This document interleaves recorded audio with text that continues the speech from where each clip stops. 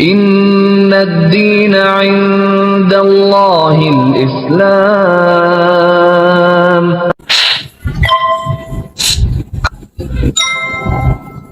Kedinginan, mau saya kecilin pasti nanti dia bangun. Udah saya pakai selimut aja, selimut sampai kepala. Saya tarik sampai kepala. Biar anget gitu ya, Bu ya? Biar anget ya. Begitu sampai kepala, ternyata ada yang keluar dari mulut saya yang saya sendiri nggak ngerti. Saya Rini. Iya. Kami berdua mu'alaf dan ingin berbagi cerita tentang hijrah sahabat kita Bu Rini. Setiap mu'alaf itu punya cerita hijrah masing-masing yang akan memberikan semangat untuk teman-teman mu'alaf di luar supaya semakin yakin dalam hidayahnya. Jadi pasti kepo kan, penasaran dengan ceritanya Bu Rini. Bagaimana, saya pun juga penasaran, belum pernah dengar. Nah, Bu Rini, gimana nih ceritanya Bu Rini dari yang dulu menjadi yang sekarang, dan sebenarnya namanya tuh lengkapnya siapa? Karena saya taunya cuman Bu Rini gitu aja. Sama ya, Mbak Natalia Oh, gitu iya, aja. iya.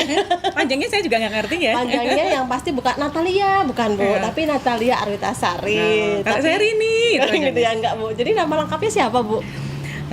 Saya Adria Rini Saptawati. Oh, panggilannya Bu Rini Panggilnya tadi. Rini. Oke.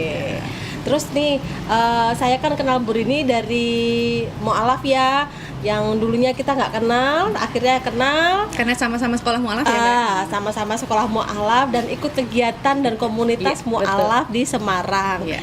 Jadi di sini saya ingin tahu banget nih Bu, kisah hijrahnya Bu Rini tuh bagaimana? Karena saya taunya Ibu tuh dulu adalah domba, ya kan? Tapi sekarang seorang muslim ya. Assalamualaikum warahmatullahi wabarakatuh. Waalaikumsalam warahmatullahi wabarakatuh. Saya sambil makan ini Bu ya. Silakan, Oke. silakan. Sore-sore sambil santai-santai ya, Mbak. Ini. Lucu sih, Mbak. Ah, lucunya tuh di mana loh Bu? Saya belum apa-apa sudah diajak ketawa nih Bu. Nah, dari sakit gigi itu bisa jadi mualaf loh, Mbak. Dari sakit gigi. Iya, sakit gigi itu bisa jadi mualaf. Itulah Allah ya kalau mau mengangkat umatnya untuk menjadi seorang muslim, menjadi mualaf, ada aja. Ada aja. Mungkin ada yang saya dengar kemarin katanya ada karena sepatu atau apa ya gitu. Apa karena sakit gigi terus Allah kamu muslim Iya. gitu? Enggak ya Bu ya? Ayo kamu muslim gitu. Ya enggak ya. Jadi gimana Iya. tuh Bu? Ceritanya memang saya tuh sakit gigi udah lama, sebenarnya udah beberapa bulan. Dan setiap mau tidur saya harus minum Decolgen lah supaya menghilangkan rasa sakit, supaya saya bisa tidur. Karena sakit giginya itu udah memuncak sampai di bun-bunan, Mbak, sampai di yang cekut-cekut gitu Jadi lah. harus minum, Kata orang, minum obat pereda nyeri gitu kata ya. orang kan lebih baik sakit hati daripada sakit gigi kan. Ternyata enggak ya Bu ya? Ternyata enggak. Sakit gigi memang benar-benar sakit. Sakit ya.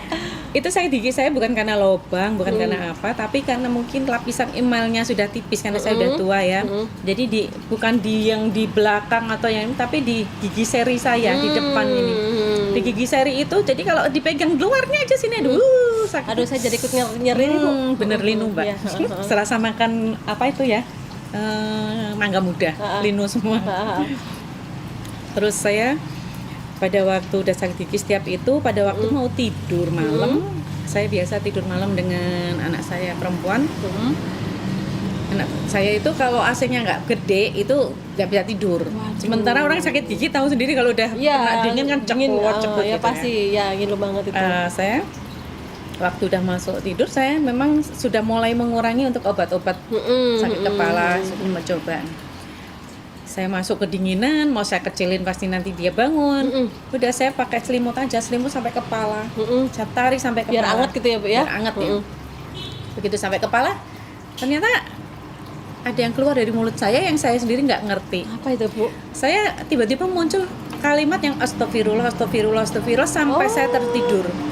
Jadi saya nggak ngerti, saya sampai bingung. Saya sebenarnya sadar, aku tuh ngomong apa sih? Tapi saya mau berhenti kayaknya susah. Pada waktu itu astagfirullah. Dan nggak ada yang ngajarin ya Bu ya? Nggak ada yang ngajarin. Oh, iya. Orang saya juga nggak dengar apa-apa, nggak ada. Astagfirullah sampai saya tertidur dan benar-benar saya tertidur pules. Jadi nggak ngerasakan sakit lagi tanpa obat ya waktu itu. Terus pagi saya bangun, saya kebiasaan pagi itu bikin sarapan untuk anak-anak. Sebelum berangkat sekolah kan masih ada yang SMA itu. Karena single parent juga ya, jadi harus berpikir ya. Membagi waktu untuk anak-anak itu bikin sarapan. Saya kaget juga waktu bikin sarapan kok kepala saya tuh udah merasa nyaman gitu loh, nggak berat, nggak cekut-cekut, nggak itu kayak biasanya kan. Saya tak gini-gini loh, oh iya sembuh ya. Berarti, tapi sudah saya pikirnya ya sembuh gitu aja. Saya masak, saya hidangkan di meja, anak saya habis mandi, sarapan saya gantian mandi. Nah, pada saat mandi pun saya nyoba, biasanya kalau gosok gigi, udah hati-hati banget Mbak, udah sampai ditaring itu, gitu kan. Saya tuh kaget waktu itu, loh kok nggak apa-apa ya, sampai akhirnya dipusatkan tak gini-gini, yang nggak sakit. Saya ambil anduk, ubel-ubelan anduk, keluar dari kamar mandi. Saya ambil air dispenser yang air es, saya buat kumur. Kok nggak sakit? Nggak linu, nggak sakit. Kalau gigi sakit udah karena air es aja. betul. Saya kaget nih, wah ya udah, saya cuman kok bisa gitu, tanpa minum obat, tanpa kok bisa, cuman saya udahlah, waktunya kan karena pendek, harus cepet-cepet, saya harus nganter sekolah, saya terusin mandi saya. Pada saat saya mandi, saya pakai shower, kan tadi udah gosok gigi selesai, saya pakai shower itulah tiba-tiba pada itu saya keluar lagi kalimat yang saya sendiri nggak ngerti. Subhanallah, subhanallah. Aku ki ngomong apa toh ya? Saya tuh jadi saya ngomong tapi subhanallah, subhanallah. Aku ki ngomong apa sih? Nggak mudeng apa yang saya ucapkan sendiri gitu. Saya keluar, ya udah saya terus cepet ngantar sekolah anak saya, naik motor. Saya berpikir aja di jalan selama di perjalanan, kenapa ya? Saya baru ingat semalam itu kok saya ngomong apa ya? Saya sampai kadang-kadang apa sih, astagfirullah, kalau nggak salah aku tuh semalam itu, jadi antara iya dan tidak gitu. Tapi barusan aku ngomong itu apa ya? Saya ngantar sekolah itu, sampai anak saya sekolah masuk, saya pulang, saya ambil HP saya nanya sama teman saya, kebetulan saya punya teman waktu itu, teman dekat, yang saya bilang memang dia santri lah gitu.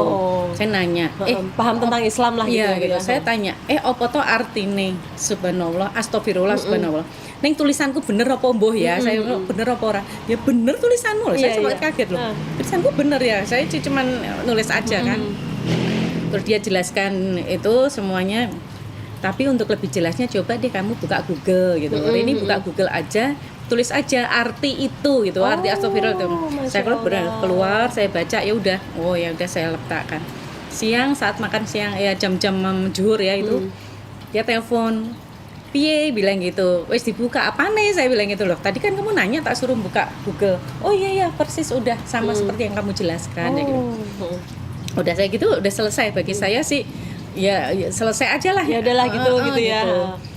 Suatu saat saya setelah peristiwa itu memang ada sesuatu yang saya kalau ke gereja nggak nyaman. Saya masih ke gereja, tiap hari Minggu saya ke gereja, sampai 4 minggu ke gereja itu saya sudah nggak seperti dulu lagi ke gereja buka kitab suci, Injil ya, apa gitu kan. Ya, gitu. Bukan nggak semangat, saya tetap datang ke gereja. Saya itu buka kitab suci tidak seperti dulu. Kalau saya kan ayat ini langsung ya, Matius, Yohanes gitu aja. Itu saya udah kayak orang linglung, buka itu nggak kepegang. Jadi sampai selesai bacaannya saya buka itu nggak kepegang. Kok aku aneh ya buka ini kok udah nggak bisa gitu. Padahal dulu tuh cepet banget gitu. Terus kalau lagi ada puji-pujian gitu, saya dulu kalau puji-pujian kan seneng sambil gitu ya. Saya tuh kayak orang linglung kok, jadi ngowoh tok gitu kayak gini tuh. Kok kayak terus saya tuh kayak dengar suara azan aja gitu. Saya waktu itu masih menolak. Saya masih menepis, pokoknya enggak gitu. Cuman waktu itu saya udah nggak bisa apa, akhirnya saya cuma duduk diem. Tak liatin aja kitab suci, saya ngeliatin itu kayak orang linglung. Akhirnya pada bulan berikutnya saya ngomong sama anak saya, Dek, Mama kayaknya nggak ke gereja deh.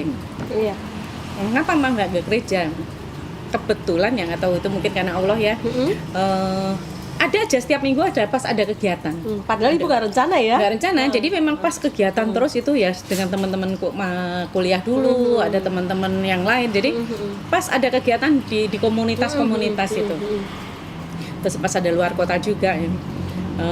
Berikutnya saya akhirnya kok nggak tahu tiba-tiba suka buka ini Islam itu indah ya istilahnya dia, baca gitu. Terus waktu saat saya kamar kos saya kosong. Biasanya kamar kos saya itu nggak pernah kosong karena waktu selalu bergiliran. Pada waktu itu pas habis wisuda, jadi ada jeda untuk mahasiswa baru ke ini, banyak yang kosong. Waduh, mumet juga ini nak sampai kosong. Saya kan istilahnya untuk sirkulasi keuangan untuk kehidupan anak-anak itu kan saya dari kos ya. Saya itu ada 7 kamar, 5 kosong. Itu udah pusing sekali saya yang 5 kosong itu. Terus teman saya di OLX aja, ya udah saya OLX. Saya tuh tiap hari tak kasih foto-foto yang paling bagus untuk menarik ya. Saya lihat di OLX itu ada 2.000 dilihat orang, maksudnya 7 menghubungi, 7 telepon, tapi tak lihat HP saya nggak pernah bunyi, saya bilang gitu. Lucu ya, di sini ada tapi nggak bunyi HP itu, saya bilang. Terus saya pada waktu itu iseng lagi nih, semua berangkat dari yang sakit gigi, yang iseng ya. Saya baca-baca, oh kalau untuk rezeki, lancar rezeki itu baca ya Fatah ya Rozak gitu. Saya ya bacanya bener ya Fatah ya Rojak, ya ngomongnya ya ilat ya gitu kan. Saya gitu aja. Terus saya iseng aja lagi kalau pagi bangun ngerjain apa gitu ya Fatah ya Rojak, masak ya Fatah ya Rojak, naik motor ya Fatah ya Rojak. Hari pertama, hari kedua itu udah berbulan juga loh Mbak, sekitar 2 bulanan kalau nggak salah itu. Nggak ada yang masuk. Saya itu Fatah ya Rojak 3 hari. Hari keempat itu alhamdulillah penuh full langsung.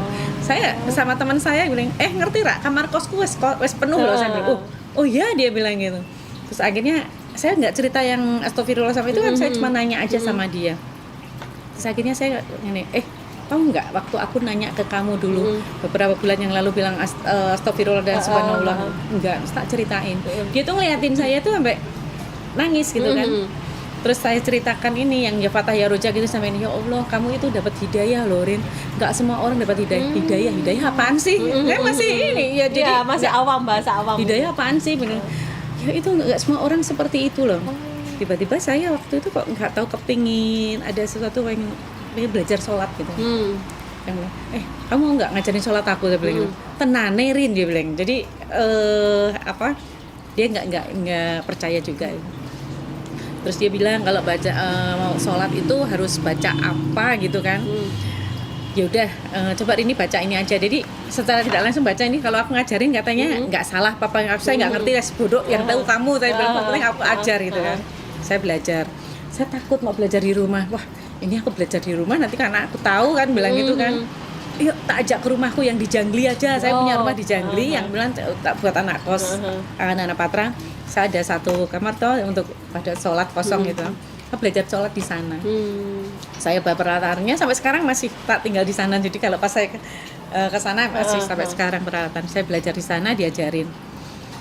Terus waktu pas itu saya pergi sama dia pas jam ini, mau nggak sholat di masjid ada di Dr. Cipto itu di Perhutani ya, itu ada diajak ini. Kan aku nggak ngerti. Ternyata laki-laki kan sendiri, perempuan sendiri ya. Pada waktu mau sholat itu aku bingung, loh aku ngetot ke sopo sampai dia itu di depanku ini, terus aku di belakang ucapan, pokoknya dia bilang belajar geraknya dulu. Tadinya dari wudu dulu, diajar dilihat dulu. Dia kaget karena apa? Saya setiap sudah belajar dari YouTube tentang wudu itu kan. Pada saat saya diajari wudu, saya ngeliatin, coba sekarang ringin wudu, dia kaget loh. Kok kamu udah pintar wudu? Aku belajar dari YouTube, jadi udah ngerti. Dan untuk kalimat urut-urutannya itu saya tempel, jadi ada keran, itu tempelnya pakai stiker Mbak. Kalau tulisan stiker itu kan ada tulisan tapi nggak jelas. Jadi stiker yang ada tulisannya apa tak tebelin pakai spidol. Jadi nggak ketahuan kan anak saya ketahuannya stiker, padahal itu ada tulisan itu. Jadi saya belajarnya dari itu, belajar wudu aja dulu. Jadi kalau malam saya belajar wudu, tiap mau tidur saya wudu, jadi belajar dari situ. Saya udah bisa, terus belajar ini. Saya udah ada keinginan itu. Saya suatu saat saya menyampaikan aku pengen mualaf gitu kan. Tapi dia juga belum berani. Dipastikan dulu, dipastikan dulu. Nanti kalau memang Rin udah siap, tak carikan ustadz untuk sadar gitu. Saya masih berjalan, saya baru harus ngomong ke anak saya karena saya sendiri, saya single parent kan, saya izinnya sama anak saya karena anak saya udah dewasa. Saya izin anak saya, alhamdulillah anak saya tuh, saya bilang hatinya seluas samudra. Karena tidak ada perlawanan, tidak apa, dia bilang kalau itu memang sudah pilihan mama karena hubungan sama Allah yang ada di dalam sini. Tidak bisa dipaksakan, mau mama kayak apapun nggak bisa dipaksakan. Kalau itu udah pilihan mama, silahkan. satu pesan saya, kalau mama sudah memilih menjadi Islam, satu pesan saya, sholat jangan bolong-bolong. Itu berarti anak usia berapa itu, Bu? Anak saya udah kerja, udah lulus, mendekati lulus, sudah lulus, tinggal kurang nunggu wisuda. Yang nomor satu. Sudah selesai, tinggal nunggu wisuda itu. Dia bilang, mama kalau memang mau muslim, sholat jangan bolong-bolong. Pesanku. Lambat laun mama nanti tetap harus berhijab, karena itu istilahnya kalau dia ngomong kan itu kewajiban wanita, dia bilang harus pakai hijab, tapi jangan sekarang, nanti orang-orang pada bingung gitu. Pelan-pelan dia bilang. Udah, saya belajar, saya tekun, saya mulai berani sholat di rumah. Mulai karena saya udah ngomong, anak-anak juga anak sudah boleh, saya mulai belajar sholat di dalam rumah, di dalam kamar saya gitu. Udah ngerti. Dan anak saya itu tahu kalau saya kalau malam saya tahajud gitu, dia suka ngetuk pintu, mama mau sholat malam. Udah mas, mama udah. Jadi dia kadang-kadang ketuk mau sholat malam nih. Padahal anak-anak belum. Sampai sekarang pun anak saya masih 3 masih Nasrani semua. Jadi saya minta doanya aja, ya istilahnya anak-anak supaya dapat hidayah seperti mamanya. Saya itu terus pada waktu saya menentukan untuk syahadat, saya minta hubungi teman saya, minta carikan ustadz. Saya ngomong sama anak saya, mas, mama besok mau syahadat. Mama sudah siap, udah yakin. Ada waktu semalam ini mama untuk berpikir, untuk meyakinkan diri. Kalau memang iya, silahkan jalani. Kalau tidak, belum terlambat. Anak saya itu agama jangan buat main-main. Itu aja anak saya pesannya. Malam saya doa, saya sholat. Pagi jam 7 saya dijemput sama teman saya untuk syahadat di Pak Ajat namanya. Saya ingat Pak Ajat itu Ustadz MAJT, tapi saya di rumahnya di Telogosari. Dia itu ada kok, dia menganu buku tentang Asmaul Husna. Ada itu Pak Ajat. Saya sana jam 7 saya ditunggu, saya syahadat. Saya ditanyain macam-macam karena apa gitu kan. Saya sejarahnya cerita bla bla bla bla. Saya ceritakan terus syahadat. Saya dapat selembar itu. Pagi saya selesai udah. Saya merasa plong bahwa saya sah menjadi seorang muslim. Itu dari sekelumit saya menjadi mu'alaf. Terus tanggapan keluarga gimana, Bu? Keluarga besar gitu. Itu lucu. Karena kan kita tidak hidup sendiri kan? Iya. Itu dari anak-anak saya. Dari anak-anak sudah oke lah. Dari keluarga kalau besar? dari kakak-kakak saya itu memang belum tahu, waktu itu belum tahu. Karena kita hidupnya kan sudah sendiri, sudah berkeluarga ya. Suatu saat saya ada ponakan yang dekat sama saya. Waktu itu ngelihat Onti itu kok pakai jilbab, dia bilang. Saya bilang gitu, Onti itu udah mu'alaf, tapi nggak usah ngomong sama mami biar mami tahu sendiri. Suatu saat pada waktu itu tanggal 10 April, tanggal 8 April anak saya wisuda. Itu anak saya ngomong, mama besok pakai hijab nggak waktu aku wisuda? Saya bilang enggak lah. Ngapain mama pakai hijab? Kan mama umrohnya nanti masih tanggal 18. Kebetulan saya tanggal 18 April itu mau berangkat umroh yang pertama. Ya Allah, itu kado terindah ya Bu ya? Jadi saya 4 bulan mu'alaf ya. Jadi dari syahadat tanggal 19 Desember 18 April tanggal 18 saya umroh yang pertama itu. Anak saya minta, mama pakai hijab aja, kamu nggak malu? Kan ada teman-teman dekatnya kan, dulu kalau liburan pasti ke rumah main rame-rame gitu, dan mereka tahu kalau kami ke gereja gitu. Pak mama kok ngurusi wong liya katanya. Udah nggak usah ngurusin wong liya, yang penting sekarang mama tuh udah muslimah deh. Mama tuh udah muslimah, pakai aja hijab. Jadi saya pertama kali pakai hijab itu ya masih madamele lah istilahnya, masih nggak karuan gitu, masih melorot-melorot gitu. Ya masih melorot-melorot gitu. Ya kebetulan pada waktu wisuda saya ketemu papahnya anak-anak. Kebetulan kan memang kami pisah. Pada waktu wisuda papanya pengen dampingi juga, jadi ketemu. Papanya juga kaget ngeliatin saya berhijab. Oh kita tenanan, katanya bilang gitu. Ya tenanan, aku nanti tanggal 18 mau berangkat umroh. Saya bilang, dia kaget juga. Loh kapan Islam? Ya cepat sekali gitu ya. Kalau secara sah resmi saya syahadat, itu saya baru Desember saya Iya. bilang gitu. Cuman kalau prosesnya panjang, saya Iya. udah mulai belajar sholat, belajar sholat dulu, baru memang benar-benar saya yakin, saya baru syahadat saya bilang. Ya, itu sendiri umroh sendiri itu juga dari sendiri atau Umroh itu juga gini, alhamdulillah sejak saya jadi mu'alaf, saya nanya sama teman saya, kalau sedekah itu gimana sih? Saya kan dengar kalau kami sedekah. Teman saya bilang, udah Karin gampang aja kalau mau sedekah. Ini tak kasih nomor rekening di Grobogan itu ada namanya pecinta sedekah di Grobogan. Ini nomor rekeningnya, kamu kalau saya selalu transfer ke sana kalau hari Rabu atau Kamis saya transfer. Terus dari sana bilang, Mbak, mbok ojo duwite wae sing teko gitu toh. Sekali-kali ikut bagi. Aduh di Grobogan ya, bagi jam berapa? Jam 9-an. Saya jam 7 berangkat dari sini. Grobogan cedak, ayo lah. Saya ngajak teman saya, 3 teman saya berangkat ke sana, wis nyoper dhewe ra apa-apa, saya ikut sampai sana. Kita ikut bagi. Mereka melihat saya gitu, Mbak ini kata potensi deh, buka di Semarang, sebarkan virus-virus sedekah di Semarang. Dari komunitas saya bertiga dengan teman saya yang berangkat ke sana itu kan teman-teman kuliah, kita mencoba membuka. Ternyata setelah kami share, banyak sekali Mbak yang ikut nitip. Saya bisa setiap hari Jumat itu kalau bagi bisa sampai 300 bungkus untuk sedekah itu. Makin lama makin banyak. Terus saya udah bikin sendiri. Dari Grobogan itu tiba-tiba ada tim datang. Jadi saya ke sana hari Jumat, habis sedekah Jumat, bertemu tatap muka dengan mereka. Saya hari Sabtu mereka pada datang nawarin umroh. Saya bilangin, ya Allah pengen banget. Umroh berapa sih? 28 juta. Saya aduh kapan saya bisa ya? Saya tuh single parent, saya masih ngurusin anak kuliah, masih ngurusin anak sekolah, 3 anak saya sendiri. Saya bilang. Dia bilang, Mbak bisa nabung katanya.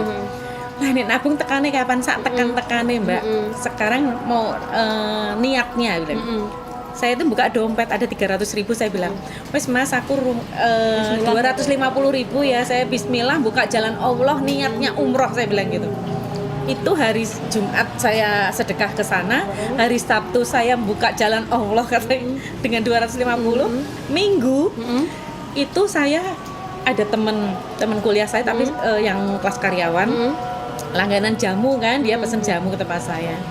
Terus saya habis itu saya nggak ngerti pada waktu saya sholat zuhur, saya itu rasanya rindu banget namanya pengen umroh itu. Saya itu pas sholat zuhur, saya nggak tahu, saya nangis sama ya Allah, rasanya nggak tahu, nangis saya nggak bisa berhenti pada waktu sujud itu.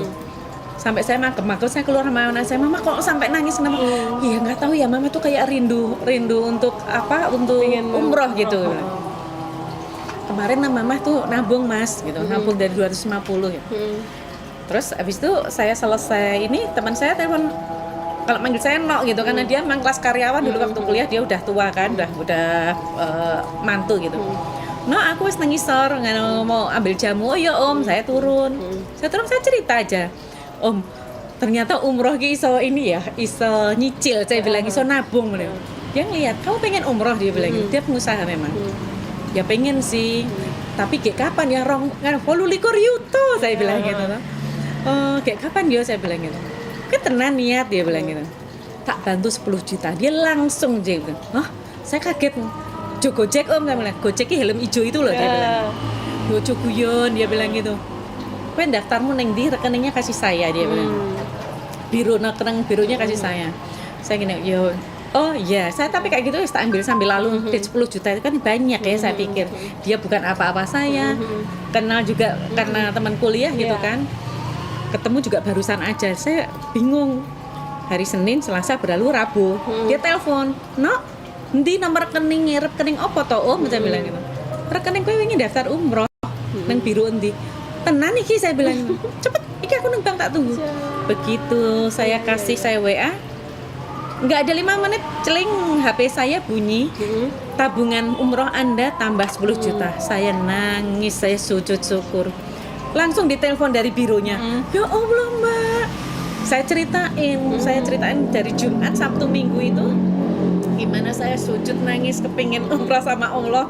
Itu benar-benar itu ya kesaksian. Dapat 10 juta itu benar-benar itu suatu saya nggak bisa bilang. Mereka itu sampai itu sampai sekarang jadi testimoni mereka.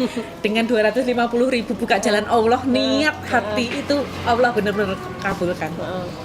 Setelah itu Mbak, selisih seminggu, kebetulan kakak saya ini, kakak ipar saya, kakaknya meninggal di Boja. Saya jemputlah di bandara.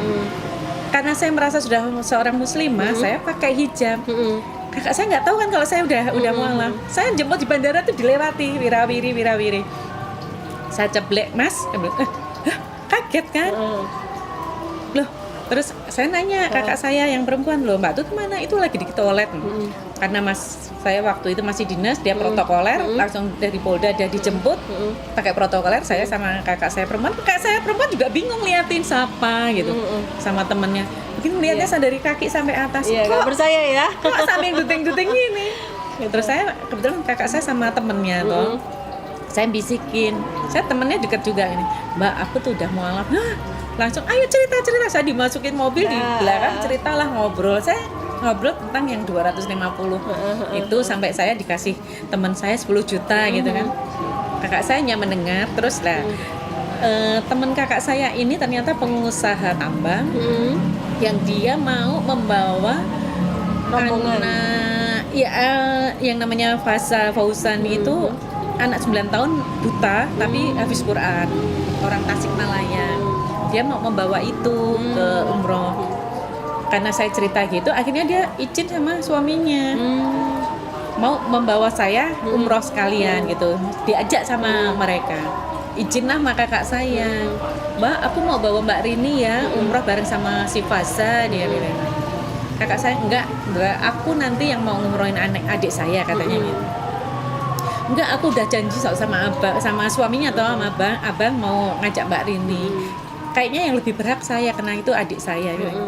Jadi ya udahlah ya, saya itu buat rebutan istilahnya untuk ngumrohin gratis itu, diumrohin gratis tuh buat rebutan. Nggak semua orang dapat kesempatan itu. Iya, itulah semua gitu Allah hadiah kalau saya bilang hadiah mualaf saya ya dari Allah. Akhirnya pagi-pagi saya ditelepon, saya nangis, saya lagi belanja Mbak, lagi belanja, saya nangis sampai orang ngeliatin, nangis kenapa? Ditelepon kok biasanya berita duka. Saya bilang, saya cerita ya Allah, saya buat rebutan, buat untuk umroh, saya bilang. Akhirnya kakak saya memutuskan itu benar-benar pada waktu mau berangkat itu paspor saya udah mati karena saya udah 5 tahun lebih nggak saya perpanjang.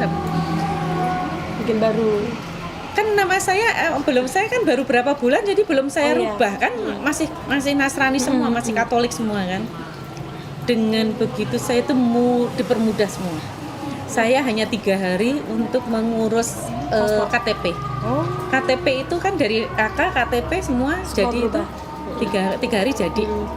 Pada masa itu kan susah banget ya, meskipun hanya lembaran tapi susah. Saya kan karena ganti agama kan, pindah agama itu kan saya mudah. Setelah itu saya untuk ngurus paspor itu teman saya yang dari biro, yang dari teman-teman itu dari pagi jam 6 sudah pada di sana sampai sore maghrib aja belum pada selesai. Saya hanya setengah jam selesai. Sampai teman saya tenane itu benar, saya setengah jam selesai langsung udah foto, jadi dipermudah semua. Saya tuh sampai gini, Mas ini asli, ini fotokopi, mana yang dipakai saya nggak ngerti, diambilin sama nih, silakan Ibu duduk saya ngisi. Ibu kalau udah selesai nanti masuk ke loket itu, loket 6 ya Bu, tinggal foto selesai udah. Teman saya yuk sus pulang, udah dikasih itu tinggal bayar di ATM tuh. Jadi semua kami dipermudah. Selesai semua, saya paginya saya imunisasi itu meningitis itu. Selesai saya kirim ke Jakarta semua berkas-berkasnya yang ini. Itu baru berapa hari saya ditelepon lagi, Mbak Rini. Iya apa ada yang kurang berkas? Enggak Mbak, yang lain tuh visanya belum keluar, tempat saya malah udah jadi duluan. Jadi itu hal-hal yang memang ini banget. Dimudahkan semuanya lah ya. Akhirnya saya berangkat umroh itu setelah wisuda anak saya. Saya berangkat, saya dipermudah sampai di sana pun kejadian-kejadian yang begitu saya ya antara percaya dan tidak, tapi memang betul. Semua diberi Allah kemudahan, diberi nikmat Allah pas waktu saya umroh. Saya dibilang mungkin berangkat eksekutif ya Mbak, bersembilan itu ustadznya aja 3. Masya Allah. Jadi dari temennya kakak saya itu 2 suami istri, terus sama si Fasa yang habis Quran itu, sama mama papanya, terus ustadznya 3. Masya Allah. terus sama saya Betul, gitu. seperti Bapak, Jadi ya. itu Itu ada tahun sesuatu- 2020 itu ya Bu? 2017 ya? 2017 April saya 18 April. Ya. Nah, yang berangkat yang 10 juta, yang 10 juta saya daftar yang itu. Jadi saya mendapat 10 juta masih bisa ada kesempatan untuk yang saya berangkat gratis dulu kan duluan ya. Iya. Saya ngajak sama teman-teman saya kuliah, yuk berangkat umroh, yuk berangkat umroh. Kok pada mau akhirnya. Terus saya waktu itu dapat beberapa jamaah, saya berangkat bareng. Ternyata saya harus kena progresif visa kan harusnya karena baru 6 bulan. Ternyata dapat kemudahan lagi dari bironya mau bayarin untuk progresif visanya itu. Jadi saya 1 tahun itu alhamdulillah Dua dua kali kali umroh. Itu betul-betul hadiah terindah di Betul. saat Ibu akhir tahun 2016 Ibu Iya, saya mengucapkan syahadat. syahadat. Tahun 2017 Ibu mendapatkan kenikmatan 2 yang tahun, luar iya. biasa selama 2 setahun kali. itu ya Bu ya. Setahun itu 2 Iya. kali saya umroh dengan yang begitu indahnya. Sekarang pun masih rindu kepengen ke sana. Saya insya Allah saya selama ini doanya sama Allah, saya ingin berangkat dengan 3 anak saya. Amin. Pada saat Amin. supaya saya pengennya 3 anak saya seperti saya begitu. Amin. Begitu Pastilah, syahadat Bu. bisa bareng kita Iya. berangkat dengan waktu yang indah sekali. Jadi sampai tahun ini yang Ibu rasakan tuh apa begitu dulu dengan sekarangnya tuh yang betul-betul membuat Ibu semakin yakin dengan Islam itu sendiri apa Bu? merasa lebih damai. Masa lebih damai ya. Merasa lebih kayak saya dulu mungkin orang yang berapi-api ya. Jadi wah gitu kan. Iya. Wah gitu kan. Iya. Apalagi mungkin saya sudah single parent tuh biasa apa-apa sendiri kan, iya. keputusan sendiri. Tapi sekarang kayaknya lebih bisa menekan. Jadi apa ya dengan mungkin karena kita dengan zikir, Iya. dengan ini membuat kita lebih sabar, istighfar. Jadi ingat istighfar. Kalau Iya. lagi istighfar, astagfirullah itu yang membuat kita- Anak-anak pun juga sudah menerima, keluarga Iya, besar pun juga sudah bisa menerima. satu hadiah-hadiah yang ya apa ya begitu indahnya. Iya. Kemudian yang kalau boleh dibilang berarti kesulitannya Ibu itu sudah berlalu kalau boleh dibilang ya. Dan yang membuat Ibu semakin yakin, semakin nyaman dengan Islam itu sendiri, misalnya dari keluarga sudah, dari lingkungan Ibu bagaimana? Atau ada komunitas yang mendukung Ibu? Alhamdulillah. Saya ada suatu komunitas kelompok grup kuliah saya itu sangat-sangat mendukung. Pada saat itu saya punya temen ya deket, kebetulan suaminya waktu itu Kapolres Tabes sini. Itu dia panggil guru ngaji istilahnya hanya karena saya untuk belajar. Itu benar. Jadi saya benar-benar didukung. Pada saat jadi diingatkan, diajari. Jadi di grup ini kita saling mengingatkan saat azan, ayo kita sholat. Terus ada doa-doa. Jadi ada doa-doa apa yang sering kita saling sharing mereka. Terus saya diajak untuk di sana ada pengajian, saya diajak. Kan ada pengajian, saya diajak. Saya banyak diajarkan juga. Jadi kebetulan saya punya teman kuliah yang ustadz juga. Sekarang udah jadi ustadz. Itu saya kadang-kadang, Om, kalau kesulitan apa saya nanya gitu kan. Om kali ini apa? Jadi mereka jawab. Kebetulan banyak sekali yang mendukung. Insya Allah. Jadi sekarang kalau harapan Ibu yang paling besar itu apa untuk sekarang ini? Anak-anak jadi bisa seiman, seiman, bisa mu'alaf ya. Itu doa saya setiap saya sujud ya awal di waktu saya menginjak ke tanah suci pun doa saya awal untuk anak-anak. Moga-moga Ya Allah, ya anak-anak dapat hidayah seperti saya dan dipermudah semuanya, diberi kesempatan untuk menginjak ke tanah suci. Amin. Masih ingin lagi saya untuk haji sebenarnya. Amin. Insya Allah. Semua doa yang baik insya Allah didengar sama Allah ya Bu ya. Amin.